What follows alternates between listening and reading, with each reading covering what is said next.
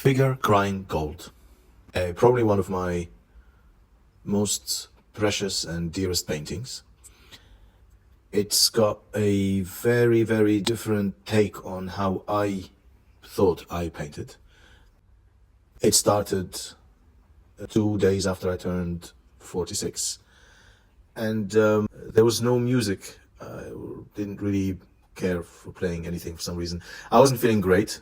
I was very confused. But at the same time, I realized that I was understanding things. There was a realization, and the realization it was neither happy or sad, none of that. It was just a deeper understanding of what my place is in this life, in this world, right now. And this is not something I've ever felt in the past. So Figure Crying Gold was actually not the initial title for this painting. It was initially called Banker, but a kind of sad banker who's reflecting back at all the things that he banked on, and basically most of it didn't come to life. And this has nothing, but the issue was that the word banker, or the title banker, was too attached, too close to banking, and I thought that was just not what I wanted to say. I would just let the canvas dictate how it will develop. So I would apply a layer of paint, and then I would sit back and I would just stare at it for sometimes an hour or two before I was able to even see a glimmer of light, or a shape, or a shadow, anything that would help me make sense of what was going to be.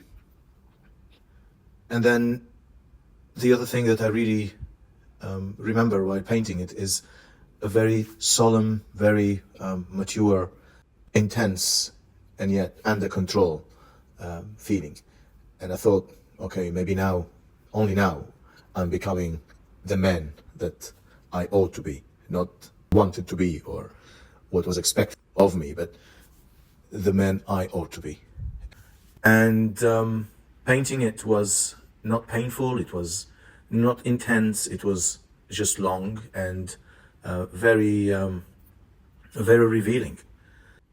One thing I remember was when the paintings was almost finished, I sat back again and I looked at it and I thought, what an interesting face.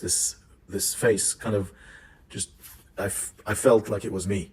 And usually there's a bigger disconnect between me and the subjects or the figures that I paint.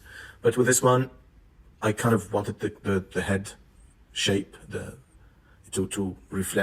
almost reflect my own head. But also I wanted to inject a certain almost Napoleonic feel to it. And then I sat back again and I looked at it, and I realized that there's nothing wrong with being direct and graphic about the feelings. And I just used that bright yellow paint, and I applied it under the figure's eyes, convey this feeling of letting it all out. All of those hopes, all of those desires, all of those wishes, none of it matters. It all comes out, and it's a good thing. It's a good thing. Tears are a good thing.